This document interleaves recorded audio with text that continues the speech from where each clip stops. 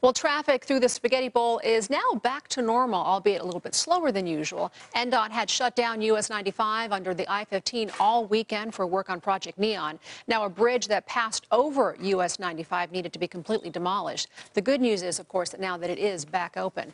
However, the bad news, another closure began just as that one was ending, this one on the north side of town. The county is working to build out the rest of 215, beginning at North 5th Street and then moving east. Now, to start, the freeway crossover at Pecos is going to be closed in order to lay the groundwork for a bridge over the Beltway. That's where we find Karen Castro for more on this major project. Karen.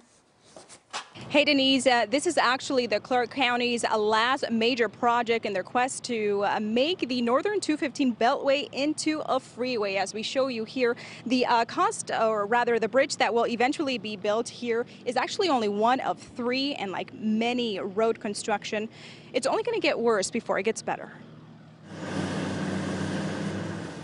The Pecos Road crossover at the northern 215 Beltway is closed as construction of a new bridge gets underway. It will allow the uninterrupted flow of traffic. Right now, drivers are forced to stop. Our luck with that light always seems to be bad, though. We always seem to get stuck at it.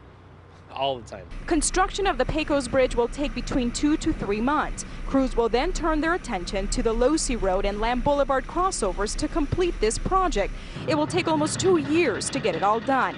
It's the last section of the 215 Beltway that has not been converted into a freeway. This is our last stretch to construct bridges and overpasses and things like that. Yeah. Detour signs will be posted throughout the duration of any closures. For now, the crossover at Lamb and Losey remain open while construction is underway at Pecos, which is the nearest exit to the VA hospital. They'll initially close it off, create a bypass, if you will, and then open it back up to traffic. In recent years, the commute west of this project has become easier. Other bridges have already been built along the northern 215 Beltway, including at North 5th Street and Revere Street. I go a lot towards Durango and 215, and yeah, that helped. This fall, the Nevada Department of Transportation will also begin building ramps connecting US 95 and the 215 at the Centennial Bowl. Sometime next year, NDOT will begin working on an I-15 and 215 interchange by the Las Vegas Motor Speedway. I think they're trying to have it done before it gets bigger and bigger right here.